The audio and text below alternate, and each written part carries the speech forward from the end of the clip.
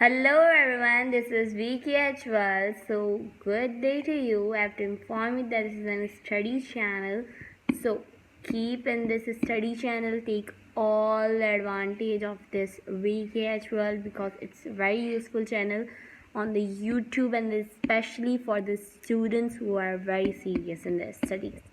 So if you are not serious, be serious, then return to VKH12 and then watch all the videos and achieve your goals.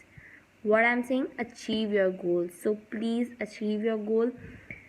In this life you'll not get other chance, okay? Maybe you will get other chance, but don't lose this chance. Don't lose this chance. So keep with VKH World, take all advantage, okay? So let's start our today's session, that is, what is it? You are gonna tell me. It is biological methods. Before that, there's also a small paragraph about phyletic lineage. So let's continue that. So here it is our phyletic lineage. So let's start our today's session. But before, let me tell you that we have done this topic: living world in space, living world in time. These both are done by VKH World. You can search their titles, okay? You can write living world in space and in time by VKH World, okay? And you can also search levels of biological organization by VKH World. I have done this page, okay? So this is all covered by VKH World, okay? And then fields of specialization is in part 2, and this is also covered by VKH World. You can write on the fields of specialization by VKH World, so you'll get the video. And this is also covered by VKH World. You can write the topic and just write by VKH World. Whatever topic you want till now, you can search that and only write by VKH World. This is the trick I'm telling you. So please go on, check all the videos. It will be very useful to achieve your goals. So let's start today's topic. It is phyletic lineage. Phyletic lineage. Okay, so let's begin our study. Phyletic lineage एक जैसे हमने पहले ही discuss किया है कि living organisms ऐसे ऐसे gradually grow होते हैं, ठीक है? तो इवॉल्व होते हैं, ठीक है? डिफरेंट डिफरेंट इवोल्यूशन जो इनकी होती है डिफरेंट डिफरेंट ऑर्गेनिजम्स में, वो डिफरेंट जियोलॉजिकल टाइम्स में होती है. मीन्स हर ऑर्गेनिज्म एक ही वक्त में नहीं इवॉल्व हुआ. कोई कुछ साल पहले हुआ है, कोई उससे कुछ साल पहले हुआ है. मीन्स के हर किसी ऑर्गेनिज्म का इवॉल्व होने का टाइम डिफरेंट है. तो यहीं ये बात हुई. तो उसका ये मतलब है कि जो आज के जो ऑर्गेनिज्म हैं उन सब का एक कॉमन ओरिजिन है. मीन्स कि ये सब ऑर्गेनिज्म एक ओरिजिन से मीन्स इवॉल्व होते होते होते आज के ऑर्गेनिज्म में डेवलप हुए हैं. जैसे कि मैं आपको एक छोटी सी एग्जांपल दूंगी, you love it, okay? That example is, let's take a cow, okay? What does cow give? It gives milk. Milk से क्या बनता है? क्या बनता है? दही. यस. दही से क्या बनता है? दही बल्ले. You have eat, okay? I know this, okay? तो क्या हुआ? ये एक लाइन हमारे पास, एक सीक्वेंस बन गई कि पहले काऊ थी, काऊ से दही आई, दही सॉरी काऊ थी, काऊ से दूध आया, दूध से दही आई, एंड देन दही से दही बल्ले बने. और यू कैन टेक लाइक दूध से आइसक्रीम बनी, या दूध से मक्खन बना. Like a lot of things are here which are come from milk. So milk कहाँ से है? काऊ से. तो कॉमन ओरिजिन क्या है इन सब चीज़ों का? काऊ. तो यही ये ओरिजिन, जैसे लिविंग ऑर्गेनिजम्स का ओरिजिन भी एक है. जो फर्स्ट लिविंग ऑर्गेनिजम्स, जो ये वीडियो जिसने ये देखी है उसी को आगे वाले टॉपिक समझ आएंगे. तो प्लीज़ जाके इस वीडियो से पहले ये प्लीज़ वीडियो देखिएगा, कि इसके बाद ही आपको ये समझ आएगा. तो यहाँ पे ये कह रहे हैं कि हर एक ऑर्गेनिज्म का एक ओरिजिन है. मीन्स सब ऑर्गेनिजम्स जो भी आज इवॉल्व, उनका एक कॉमन ओरिजिन है जहाँ से ये सब इवॉल्व हुए हैं. तो उस ओरिजिन को कहते हैं फाइलेटिक लीनेज, मीन्स उसकी बेसिस को. तो ये बिलीव किया जाता है कि ये फाइलेटिक लीनेज एक अनब्रोकन सीरीज़ है. मीन्स के उसमें कोई भी स्पीशीज़ गायब नहीं है, मीन्स कोई भी मिसिंग नहीं है. और यही बात है कि वो जो ऑर्गेनिजम्स हैं वो प्रोसेस करते हैं एंसेस्टर से डिसेंडेंट में, मीन्स के एंसेस्टर्स अबाउ अजदाद जो हैं उनसे लेके जो आने वाली पुश्तें हैं उन तक प्रोग्रेस होती जाती है, ठीक है। तो इसी के साथ ये हर एक ग्रुप जिसकी भी हम बात करेंगे वो कहाँ से इवॉल्व होगा, उससे एक ग्रुप पहले से, ठीक है। मीन्स अगर मैं बात कर रही हूँ दही की, तो दही कहाँ से इवॉल्व हुई है, मीन्स ये ग्रुप है दही। दही कहाँ से इवॉल्व हुई है, दही इवॉल्व हुई है हमारे पास कहाँ से, मिल्क से, यस। अब हम मिल्क की अगर बात करें तो उससे पीछे वाला कौन सा था, काऊ, तो काऊ से इवॉल्व हुई। तो यही चीज़ है कि ये एक अनब्रोकन सीरीज़ है। तो अनब्रोकन सीरीज़ में सबसे पहले अबाउ अजदाद आते हैं, उसके बाद उनकी आने वाली पुश्तें आती हैं।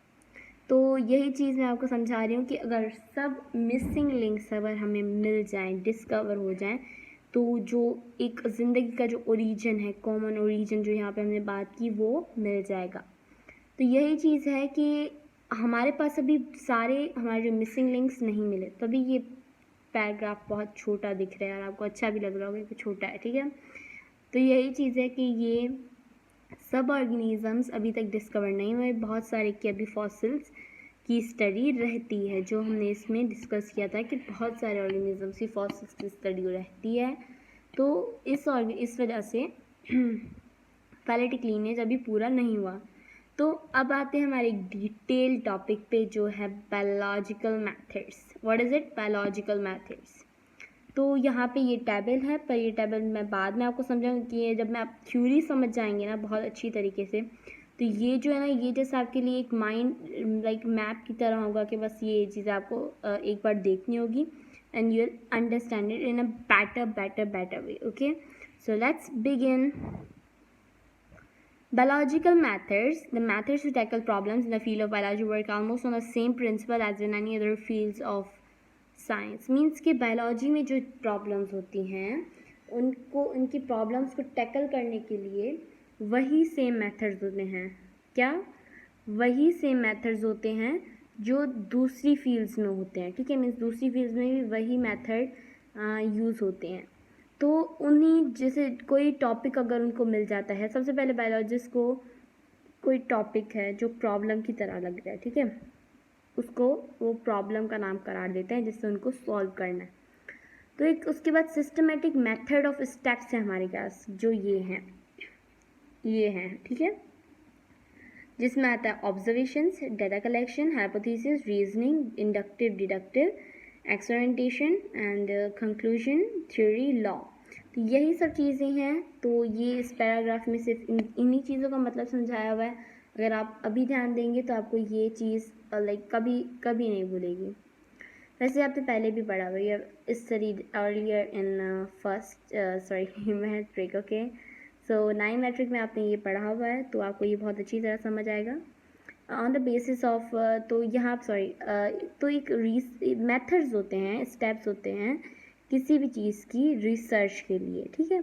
तो अब साइंटिस्ट पहले ऑब्जर्व करते हैं। सब फर्स्ट स्टेप ये है कि scientist first observe the problem, means कि इस चीज़ में प्रॉब्लम क्या क्या है। अब ऑब्जर्वेशंस कैसे होती हैं, ऑब्जर्वेशंस हमारे 5 सेंसेस से होती है, hearing, sight, okay, taste, touch and smell. इन 5 सेंसेस से हमारी ऑब्जर्वेशंस होती हैं कि इस चीज़ में प्रॉब्लम क्या है। मीन्स उसकी एक छोटा सा रिव्यू ले लेते हैं हमारे 5 सेंसेस से, ठीक है। तो उस ऑब्जर्वेशंस के बाद कुछ फैक्ट्स जो हैं वो कलेक्ट किए जाते हैं जो दूसरे पहले ही दे चुके होते हैं, ओके। तो उन सबको एक समझे, आप एक लिस्ट पे समझे लिखा जाता है। मैं आपके लेवल के हिसाब से बता रही हूँ कि आप ऐसे समझ सकते हैं कि बस एक लिस्ट में लिखा गया हो, तो वो तो इसी तरह के ऑब्जर्वेशंस जैसे होती हैं। तो ऑब्जर्वेशंस में सेंसेस यूज़ होते हैं, उसके बाद फैक्ट्स कलेक्ट किए जाते हैं। अब उन फैक्ट्स पे साइंटिस्ट एक आर्जी स्टेटमेंट देते हैं जिसे हाइपोथेसिस कहते हैं। जिसे क्या कहते हैं, हाइपोथेसिस। अब उस हाइपोथेसिस से हमें और ऑब्जर्वेशंस और एक्सपेरिमेंटेशंस करने की एक रास्ता मिलता है। तो उस एक्सपेरिमेंट्स के लिए सबसे पहले उसका एक पार्ट होता है कि साइंटिफिक मेथड का, कि उसमें इंडक्टिव रीजनिंग होती है। मीन्स अगर ये चीज़ हुई तो फिर ये होगा। मीन्स अगर जैसे मैं आपको एक एग्जांपल देती हूँ, अगर इस ब्लड में प्लाज्मोडियम है तो मतलब इसको मलेरिया है। अगर फिर ठीक है, तो यही एग्जांपल हमें यहाँ काम आएगी। आप मुझे याद करेंगे कि हाँ भाई ये एग्जांपल यहाँ बताई थी, पर ये यहाँ काम आई क्योंकि यहाँ पे जिसकी चीज़ की बात हो रही है उसकी एग्जांपल यहाँ अच्छी से दी हुई है। ठीक है, तो इंडक्टिव रीजनिंग हुई, फिर डिडक्टिव रीजनिंग हुई। डिडक्टिव रीजनिंग का स्टेटमेंट यही होता है कि इफ़ और देन की बात। ठीक है, तो इफ़ और देन की जब बात होती है तो उसका मतलब है कि ये डिडक्टिव रीजनिंग है। तो कहीं पे भी एमसीक्यू आ सकता है इफ़ और देन किसकी स्टेटमेंट, तो ये डिडक्टिव रीजनिंग है। तो इंडक्टिव रीजनिंग होती है, फिर डिडक्टिव रीजनिंग होती है, और इसी तरह साइंटिस्ट कुछ फिनोमिनन्स बनाते हैं अपने तरीके से। ठीक है, तो जैसे कि अब मैं बता रही हूँ कि रॉबर्ट हुक, आप एक एग्जांपल यहाँ बुक में लिखी हुई है, इसे आप बहुत अच्छी तरह फेमिलियर होंगे कि जैसे रॉबर्ट हुक आपको पता है कि उन्होंने एक थिन स्लाइस ऑफ कॉर्क था उसे ऑब्जर्व किया था, जो बहुत सारे टिनी सेल्स से यूनिट से मिलकर बना था, जो रॉबर्ट हुक ने जिसे सेल्स का नाम दिया। क्या? सेल्स का नाम दिया। तो अब उन सेल्स से और आगे ऑब्जर्वेशंस हुई, एक्सपेरिमेंटेशंस हुए दूसरे प्लांट्स पे, एनिमल्स पे। तो वो किसने किए? M J Schleiden and T Schwann. तो एम जे स्लीडन जो थे वो जर्मन बायोलॉजिस्ट थे, उन्होंने प्लांट्स पर स्टडी की। टी सिचुआन जो थे वो थे जर्मन जोलॉजिस्ट, तो उन्होंने एनिमल्स पर स्टडी की। अब इन दोनों ने रिस्पेक्टिवली अपने फील्ड्स के मुताबिक जिन जिन ऑर्गेनिजम्स पे रिसर्च की, तो उनको ये पता चला कि ये भी सेल से मिलके बने हुए हैं। तो उन्होंने एक सेल थ्योरी दी और उसमें ये पॉइंट था कि सब ऑर्गेनिज्म मीन सब जो ज़िंदगी की जितनी भी किस्में हैं सब सेल से मिलके बनी हैं। क्या? सेल से मिलके बनी है। तो ये चीज़ बहुत इम्पॉर्टेंट थी जो हर किसी को आज पता है, हर किसी को। मीन्स सबसे पहले रॉबर्ट हुक ने की थी, तब किसी को नहीं पता था। जब उनकी ऑब्जर्वेशन हुई तब दूसरों ने ऑब्जर्व किया, एक्सपेरिमेंट्स किए। तो मतलब कि पहले एक ऑब्जर्वेशन होती है, उसके बाद उस पर एक्सपेरिमेंट्स होते हैं। ठीक है, तो यही यहाँ पे भी देखे, पहले ऑब्जर्वेशन हुई फिर एक्सपेरिमेंट हुए।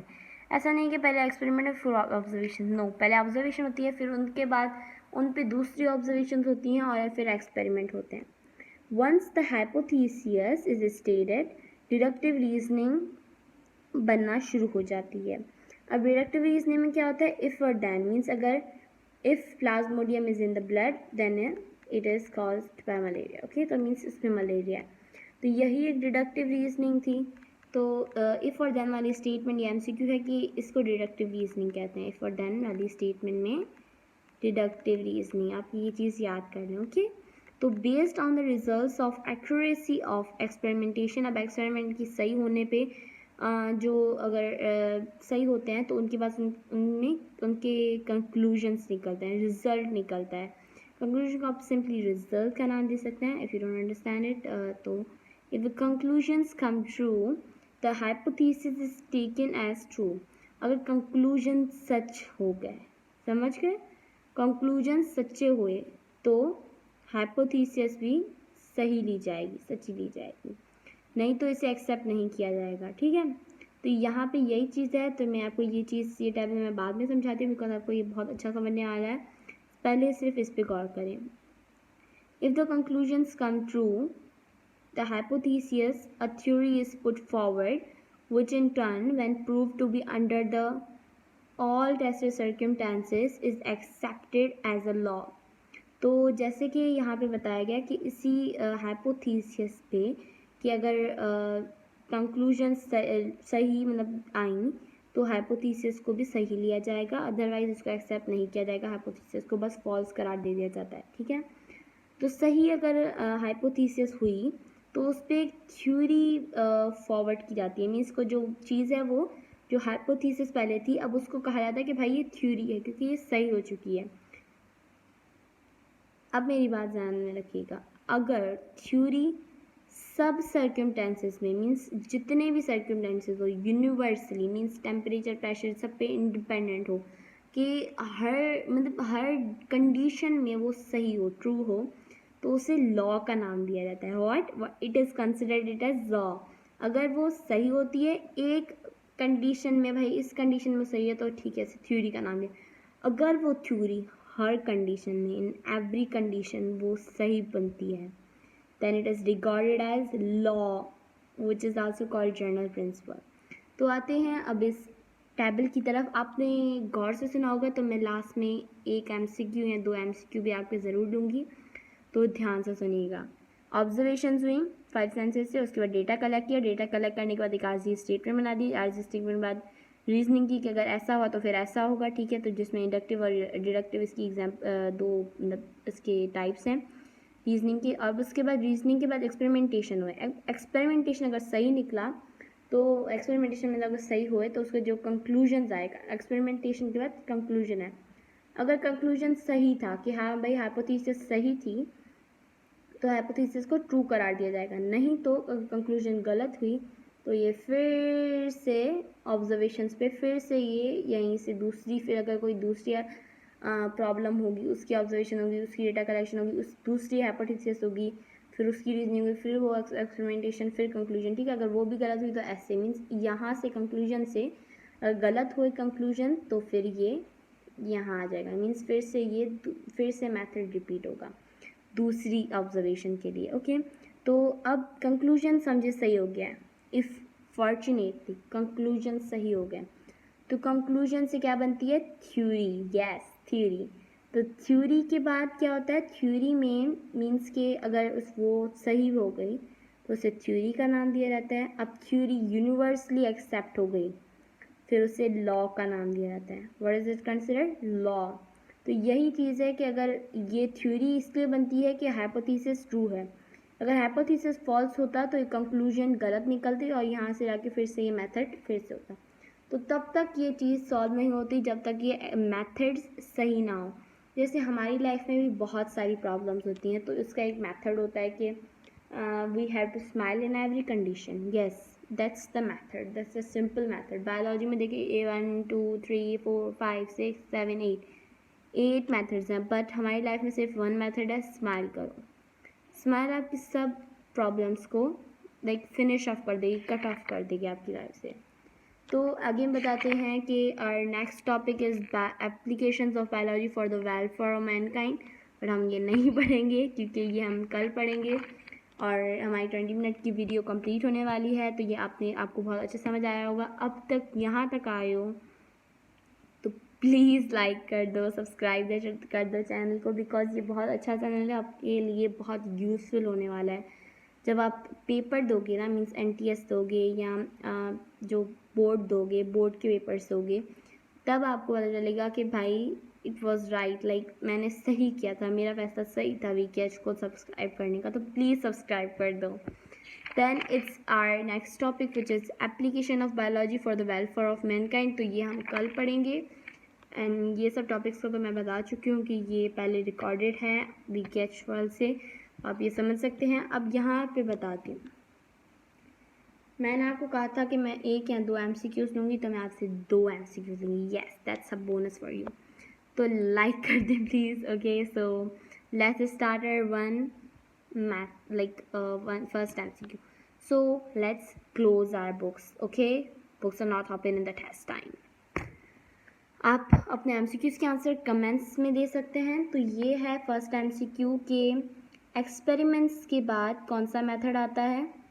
फर्स्ट MCQ ये है, आपको जल्दी बताना है। 3 2 1। ओके, कमेंट्स में देखिए अगर आपको समझ आ गया क्या है, वीडियो पॉज भी कर सकते हैं। और दूसरा जो है MCQ वो ये है कि phyletic lineage is the dash series of living organisms. अब डैश में क्या आएगा, ठीक है। तो ये आपको ये दोनों बताने हैं। अब इसके लिए भी आपके पास 3 2 1। Yes, that's it. ओके, तो आपको अब कमेंट में मुझे बताना है कि क्या आंसर था इन दोनों MCQs का। तो ये MCQs आपको जल्दी आंसर देने हैं और चैप्टर कंप्लीट होने के बाद भी हम टेस्ट लेंगे। तो उसके बाद एक बड़ा सा टेस्ट होगा जब पूरी वीडियोस बन जाएंगी इस फर्स्ट चैप्टर पे, फर्स्ट ईयर के फर्स्ट बायोलॉजी चैप्टर पे। तो फिर हमारे पास एक बहुत बड़ी वीडियो आएगी जिसमें टेस्ट होंगे, मीन्स उसमें MCQs होंगी, वो भी 20 मिनट्स की वीडियो होगी। That will be useful. तो सब्सक्राइब कर दो अगर आपको टेस्ट भी देना है। तो thanks to you, this is VKH world signing off. Thank you.